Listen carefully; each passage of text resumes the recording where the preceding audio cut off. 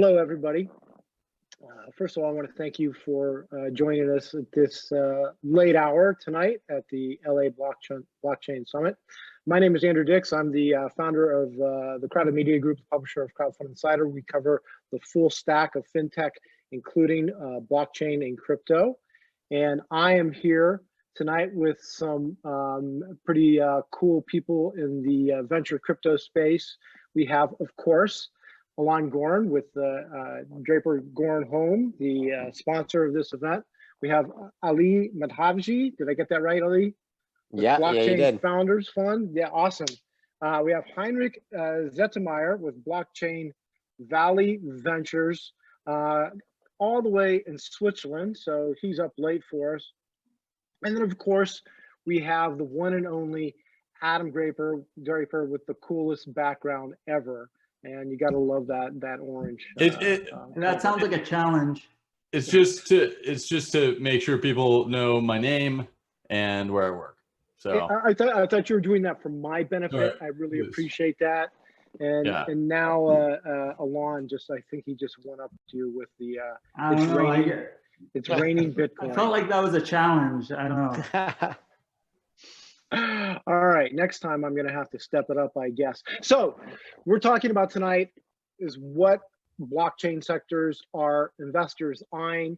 I did a quick search before I hopped on this, and I found a data point that said global VC investment blockchain and crypto space fell a little bit during the first half of the year. I guess it had something to do with this serious cold that's going around that really kind of slowed people down, at least the venture community. I also found another data point that said that investment in blockchain and crypto was up versus year prior. But regardless, so you can't trust anyone is basically what we're... You can't. You need this. We need a trustless news source that's immutable. But so we're going to really find out what is really going on in the venture space in regards to blockchain investment, DLT, crypto, digital assets. I don't care what you call it. These guys know what's going on. And I'm going to start with Alon, because Alon, you had a cool announcement today. You had the announcement of fund number 1, the first fund for DJH, which you raised $25 million. Get me right now, $25 billion. We did the first close. So yeah, that's the intent. We just did the first close. We're really excited about it. It's exciting because we always did stuff as a venture studio, right? Which essentially what means we were like running a company and investing off of the balance sheet and doing all that stuff. And this is the first time we did a proper fund in the sense of like the structure and bringing in outside investors and things like that. And so it's really exciting because now we'll have the ability to double and triple down on our portfolio companies and cool companies we find in the space. So we're really excited about it. So you're doing a rolling close? Yes. So you're gonna, okay. Awesome. So I noticed that the fund's actually going to be based in Austria. Is this because of Joseph? Is it because you want to focus on Europe? What's going on here?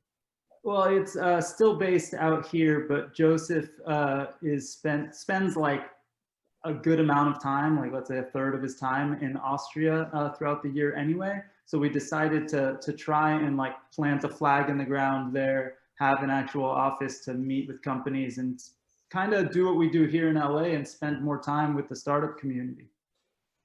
That's cool. So you see a lot of opportunity right now in the EU. We see a lot of opportunity everywhere. It's I think it's kind of like why we're here. We're here because we live here and we love it here. And I don't think I would live anywhere else. It's where I was born and raised, and I love it. And so I just want everyone to love where they live and work wherever they are. And we see companies all over the world, and so it has nothing to do really. Well, there are amazing opportunities, right? Like Heinrich is in Blockchain Valley, and there's some cool things going on there, and being there is a cool thing. But if a company, like we just invested in a company in Canada, we just invested in a company out here in Southern California, and like the last 3 or 4 companies, we never even met the people in person. Like, so it doesn't even matter where they are. You sure they're real? They're real people? They could be fake people. They could be, but they would then, I would hope they'd start a like deep fake company if that's the case. They really killed it. Deep fake crypto, right? Yeah. I like that. All right, so that's really cool. Congratulations, Alon. I think that's awesome. You're doing a great job with your venture firm, and I think that's really cool. Very proud of you. So we've got to talk about DeFi. Me too, Alon. I'm really proud of you. Adam. I'm excited. I'm excited for that. That's awesome. Yeah, and we're awesome. Really quickly, I know there's like a total side note, but I remember I looked up the date for a deck that I did recently, but in 2015, and I have a picture of Adam with my mom because my mom came, but in 2015, Adam was down here in Southern California, and we did a whole thing. Most of the talk was about Bitcoin, and Adam was telling us how it's going to change the world and all this stuff. And the news article that wrote about that day and that story had like one sentence about Bitcoin. It was like, Adam also mentioned Bitcoin, this digital currency that's used for illicit activities. It was a little far off my trajectory, and but it was so worth it. It was a packed crowd. It was fantastic. I remember that was a good group. That was a fun. good crew. 805 startups. That was in 15. Jeez, I'm getting older. Well, that's a long time ago. All right, so back on track here to where you guys are investing today. We have to talk about DeFi because honestly, DeFi has kind of sucked a lot of oxygen out of the room. It's like every day you read about a different DeFi startup. You guys are really close into this. This is not, ICOs kind of like, we went through that whole raver with ICOs. This is actually different. But what are you guys seeing and what are you guys investing in right now in the DeFi space? And we're going to start with Adam because I can read your name on your wall there. Perfect. Yeah, Adam. That's my name. Founder and managing director of BoostVC. We were the first crypto fund, I think, ever to focus on Bitcoin related startups. And we've backed about 110 crypto companies at this point. And applications for BoostVC Tribe 15 are going to open tomorrow. So that's something I should probably plug.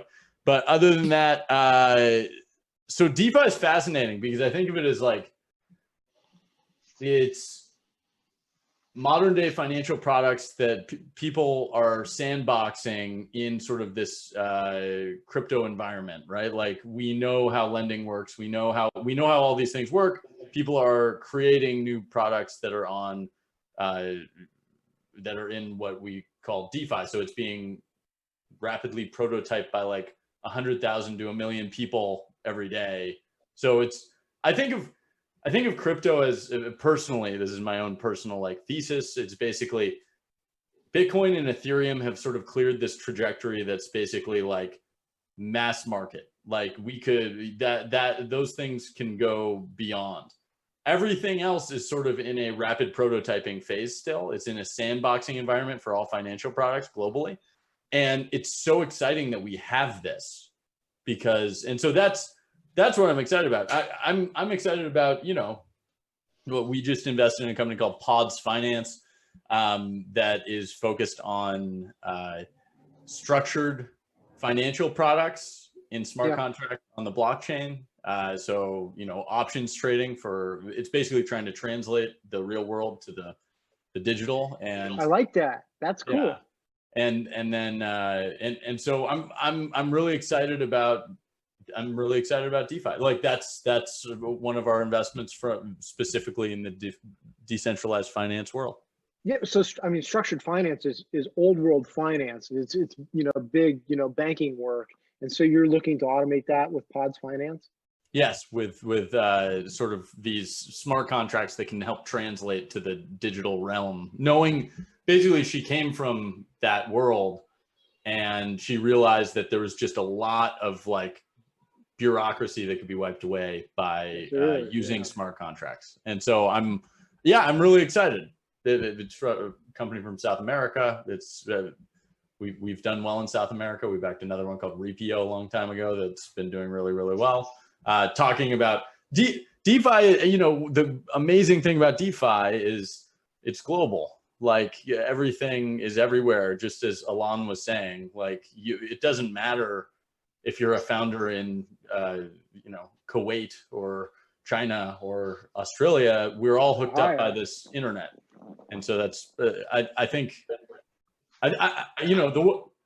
DeFi, like crypto and DeFi, I always revert back to sort of crypto and Bitcoin. That's sort of what I could think of the market as. The goal is an open financial infrastructure, right? Like that is the goal. And so anything that onboards us faster to that, which is DeFi, is easily the fastest onboarder, and it's almost like a funnel filler for rapid prototyping and usage to attract new people. It's like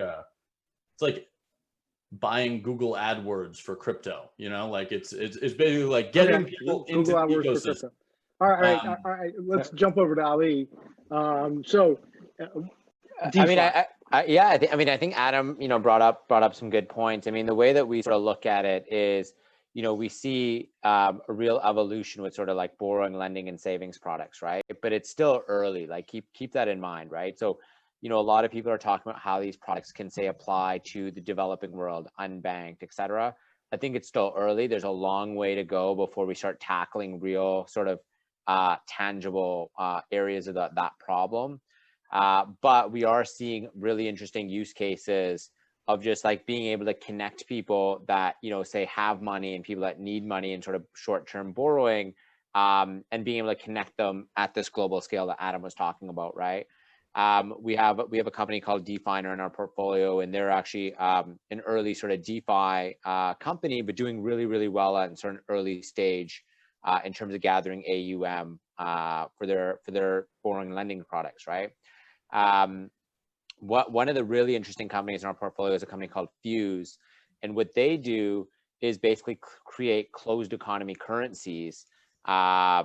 And so you can think of like a closed economy currency can be all sorts of things, right? Like a Disney park is essentially a closed economy currency, or a university could have one, or a refugee camp. And so, this is very fascinating. And then there's all sorts of synergies and benefits of having one of these, including like better sort of customer experience. You've got increased velocity of money in sort of these systems. You obviously have decreased fees, where you normally say have Stripe fees, et cetera. You actually decrease this substantially. And so that's a really exciting project to keep an eye on. But I know, Alon, I mean, you've got DMM, and we're, that's obviously been making a lot of strides in the space, and we're excited to be, LPs on the new fund. But I think that's probably one where if we were going to say that publicly or not. So I was like, thank you. Too late now. It's out there. Yeah, I love it. Actually, I think we did include you guys in the press release. Oh, there we go. I haven't seen it. Awesome. So you're talking about lending, and the whole concept of state in general and lending blows me away. I think it's really cool, and especially in this hyper low interest rate environment. And I look at the returns you can generate in contrast to traditional, and it's really amazing. And then BlockFi just closed, I think, a 50 million round just a couple weeks ago. Which, wow. I mean, they I guess they're doing really well. I'm curious, Heinrich, what you think of, what's your point of view from the whole, lending, staking ecosystem that's emerging right now?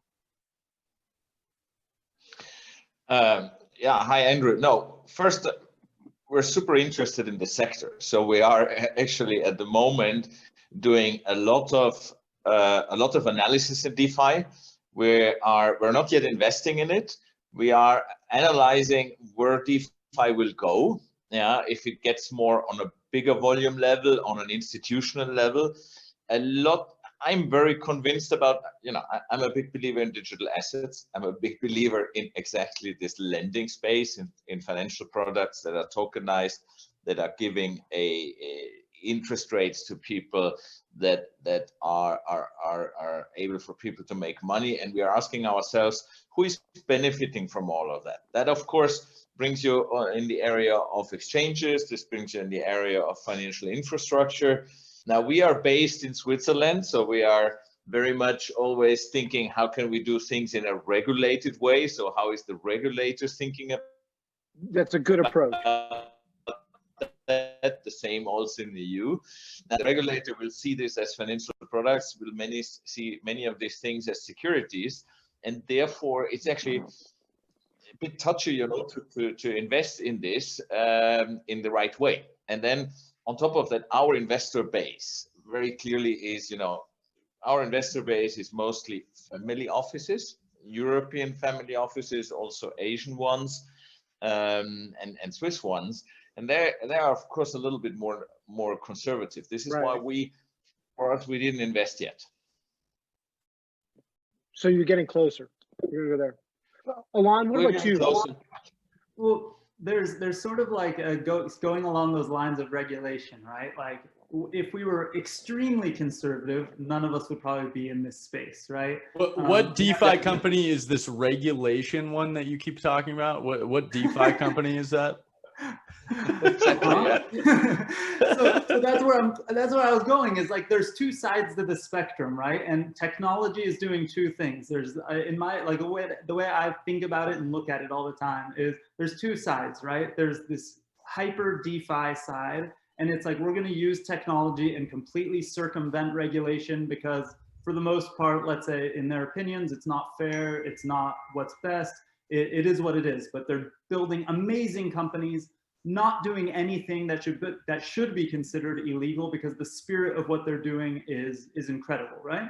And then there's the opposite end of the spectrum, which is like companies who are are only complying with regulation first, right? The super security tokens, digital security side of things. And we kind of are trying to make sure we always have a balanced side of balance on both sides of the portfolio. The DeFi side is quicker and dirtier and sexier and way more fun, like for a lot of things. But then there's the side of security tokens, which it's been like a slow grind, right? Moving up to this point, but if you're watching it closely, it feels like you're at an inflection point, right? We just did a deal that we announced today also, where we invested in a company called Symmetria, which is actually building on the Onera network that Onera is doing, a previous portfolio company of ours. And they have they're working on some things where if you're in those private meetings, there's literally some of the biggest banks in the world participating in digitizing their securities. That's not DeFi at all. It's not even close to what DeFi is doing.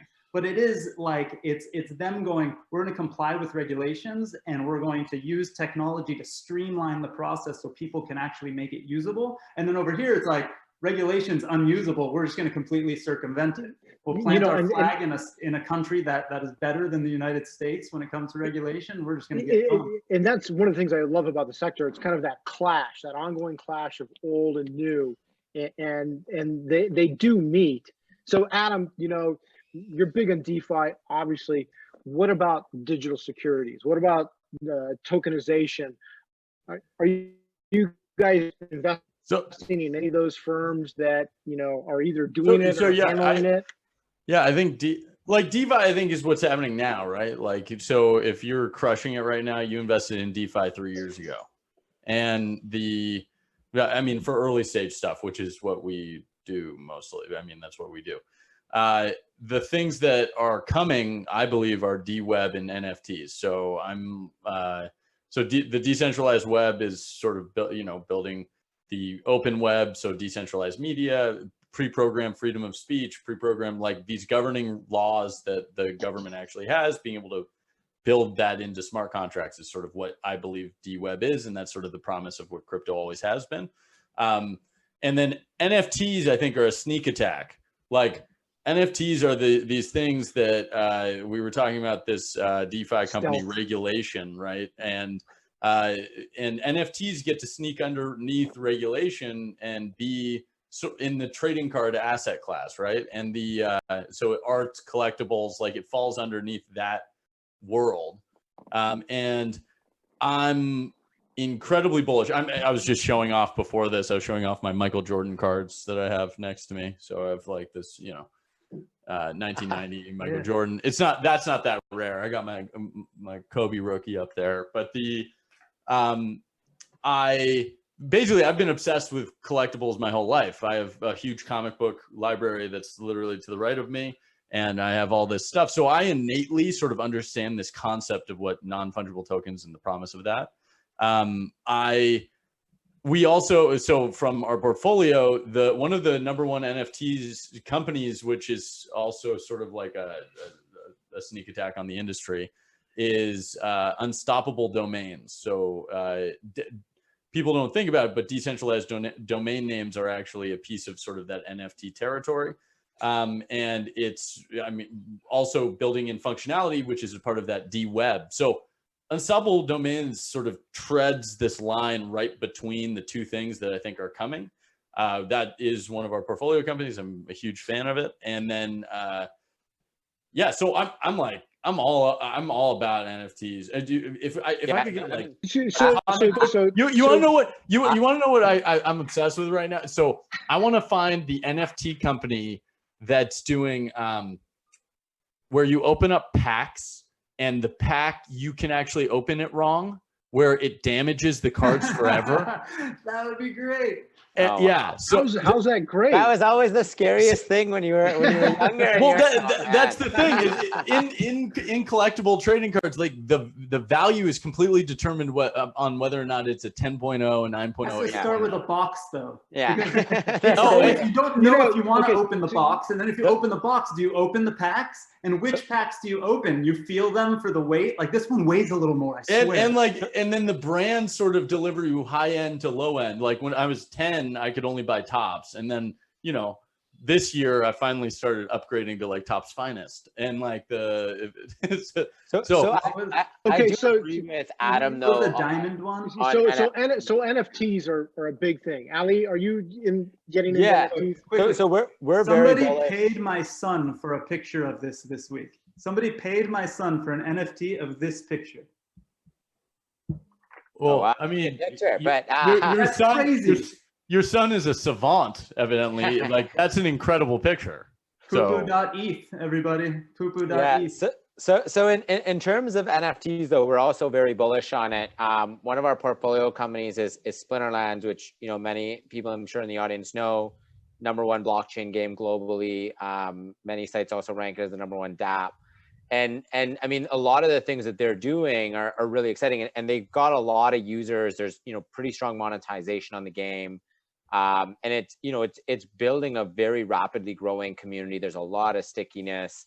One of our other portfolio companies, which I'm sure our panelists will be sort of familiar with, Pogs, created a digital version of Pogs called Cogs, and they're now the top project on Wax according to a number of metrics. And so that's also pretty exciting. And so a lot of these sort of things are really coming back into play, and you're seeing actually substantial volumes on these secondary markets as well for NFTs already, and it's a long way to go, I think, before we really sort of crack the full code on this, but I think there's a lot of potential here.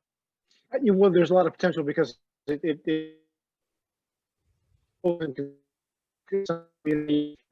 consumer option. It's that whole learning curve as part of the process, right? Because you're bridging old and new. Yeah, kind of. Absolutely. Heinrich, Yeah, are you in NFTs? Yes, we are. So we I mean, first I have a background in the esports sector, and sports sector. So I'm very interested in that. We have backed very early on, a year ago, a company called Exports, because the important thing in NFTs when you apply it to sports is about the rights. You need to have the image rights. So how do you get the image rights of the persons? And we invested first in a company, Exports, that is focusing on niche sports, like Asian fighting sports, because there you can do good rights deals, and they have a very dedicated fan community, and that worked out very well. And now we are backing a company called Blocksport, actually coming out here of Switzerland, and because they focus on esports. Now, I guess we all know esports, and there are over 200 million enthusiasts and 400 million esports fans worldwide, which makes it one of the biggest sports ever. And Blocksports has found a neat way to work with the esports teams, and you have around the top 500 esports teams have captured this 200 million fans and of the famous players. Yeah. And so this is an area that will come much more. It took a while because there were 4 or 5 companies that experimented with this, but now we see it coming, that it crystallizes and becomes business. You know, and we like to invest in that stage, you know, after the initial funding, after the business angel stage, then we normally step in. And so we see that emerging now, but we were watching this for us time to find the companies with the right business model behind. Awesome. Yeah, I've loved the NFT space for a long time and talked about collectibles. And when I talked to Ali for the first time, I was too late for Splinterlands. I was at the Boost demo day when Nifty launched. I was a little too late for that. That's why we raised our fund. And now it's all coming together. I mean, I was joking about my son with this picture, but he really sold that. And in 2 days, in a 48-hour period, an 8-year-old made more money selling NFTs than I made in a month delivering auto parts when I was a teenager. Like, that's freaking crazy. And that is crazy. That's just a small, like, he was, you know, on the top 100 on Rarible for like a day. Like, so imagine just there's people making a living off of selling digital art now. It's wild. It's just beginning. That's amazing. Yeah, you know, Alon, after you told me that the other day, I emailed one of my kids and I'm like, why aren't you doing this? Right? I sent him a couple articles and I think he looked away from Snapchat for about 30 seconds and moved on. But okay, so that's cool. I think that the whole NFT space is interesting. So RegTech, I love regulations. I have a genetic flaw where I try to read through all these things.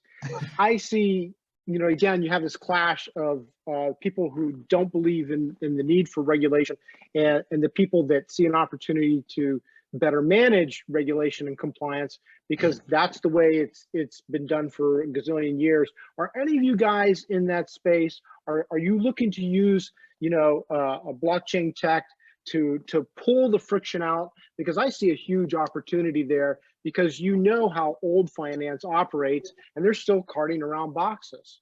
Are any of you guys in that space? You're backing early stage? I could touch on that, right? So, I mean, there's sort of obviously RegTech can be pretty wide, right? Like, and I'll give you some examples, right? So we've got a company called InnoDT. They're actually based in LA. And what they do is they track, you know, cryptocurrency transactions for law enforcement and tax authorities, but also work with, say, like sell the same sort of information to hedge funds to have trading advantages, right?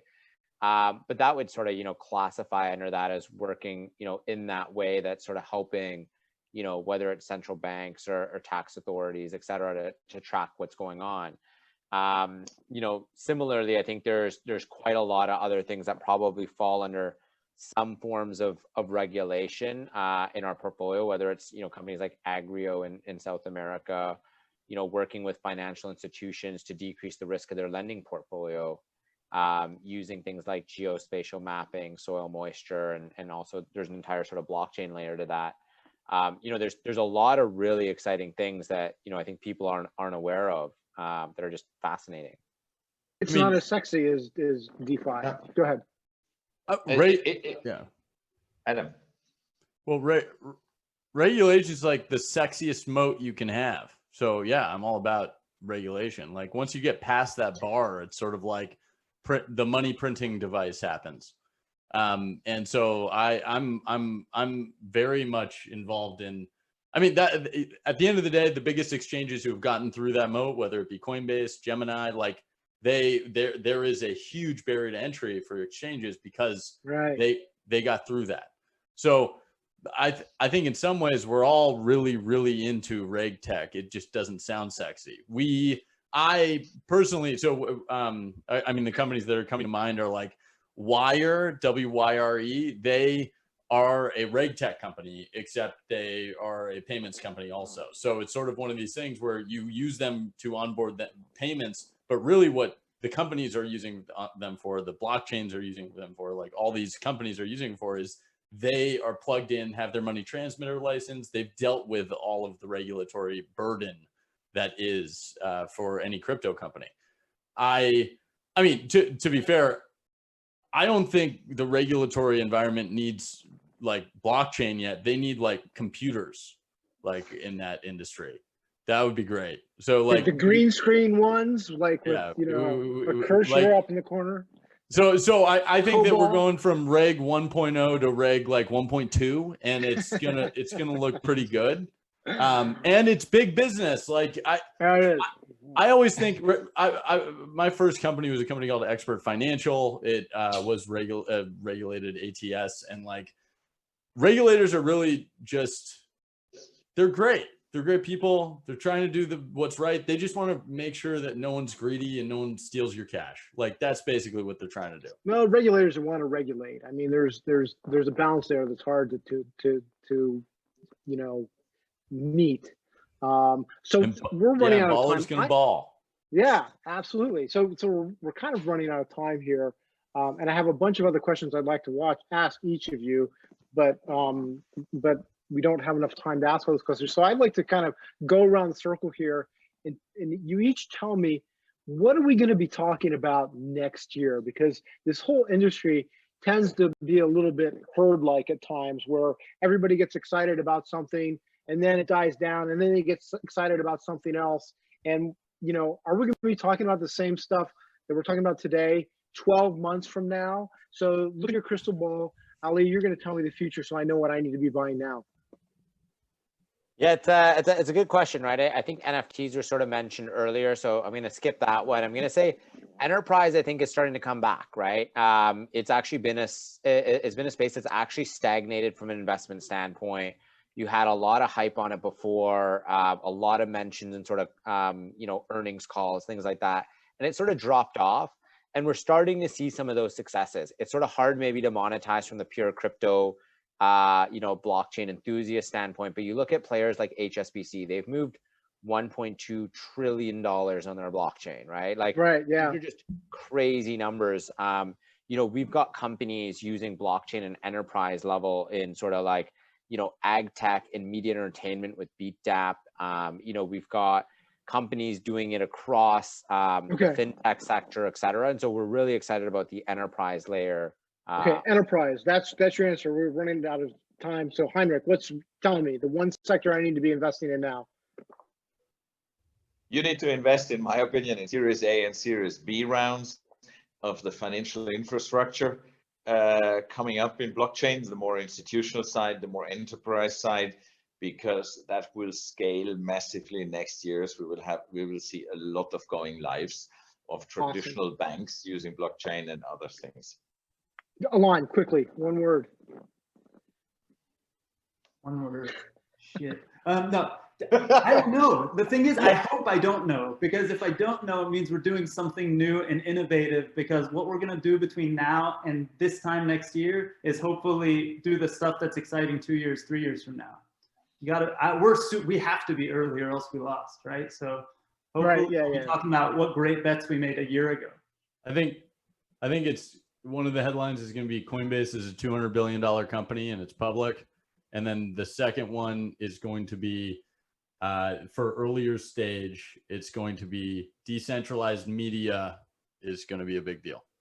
So that's cool. That's cool. I like that. Absolutely. I like that a lot. All right, everybody, we're out of time. Like I said before, I want to thank the four of you for sitting down with me tonight. I have lots of questions. You guys are all awesome. Thank you very much, Alon, for putting on LA Blockchain Summit. It's fantastic. Everybody have a good night. yeah, congrats and thanks for having us.